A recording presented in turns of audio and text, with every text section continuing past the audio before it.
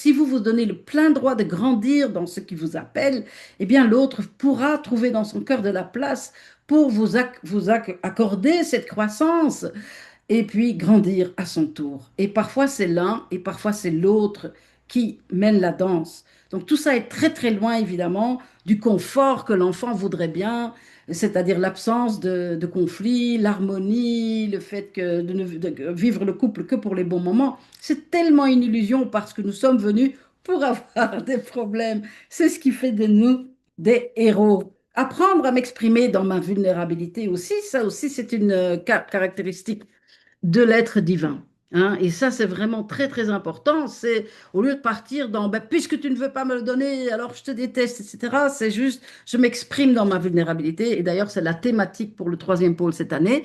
Donc, j'ai plusieurs activités qui tournent autour de cette thématique, l'expression dans la vulnérabilité, c'est-à-dire la communication consciente, consciente que j'ai mon libre arbitre, consciente qu'il y a des choses en moi qui veulent grandir. Donc, il y a un stage du 26 février au 1er mars qui n'est pas tout à fait plein. Il y a une retraite spirituelle comme chaque année en Grèce. Cette année-ci, c'est à Zakynthos. Et tout sera autour de cette thématique de la communication consciente. C'est-à-dire que j'ai mon libre arbitre, j'ai le droit de choisir ce qui me veut, mais je ne dois pas en faire une arme contre toi et je ne dois pas me servir de toi comme étant l'obstacle à ma croissance. Et du coup, on va jouer avec, par des jeux, des exercices, etc.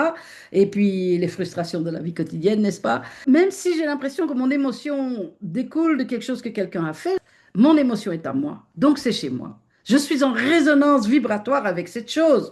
Donc quelque part, j'ai jamais le choix des événements. Ça, il faut bien reconnaître notre simplicité, hein, c'est-à-dire la réalité de qui nous sommes, c'est-à-dire on n'a pas le contrôle des événements, mais nous avons toujours le contrôle de comment nous réagissons aux événements. Si nous pouvons faire de la place au fait que c'est dans notre grande sagesse que nous avons attiré un événement désagréable dans notre vie.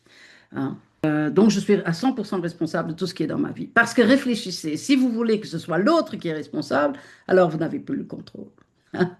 Donc une fois qu'on commence à jouer avec ça comme l'autre, comme les événements, comme la vie étant un miroir de quelque chose en moi auquel je réagis, donc l'image, c'est quand je vois dans la glace qu'il y a une tache que mon rimel a coulée, ça ne me viendrait pas à l'esprit d'aller nettoyer le miroir.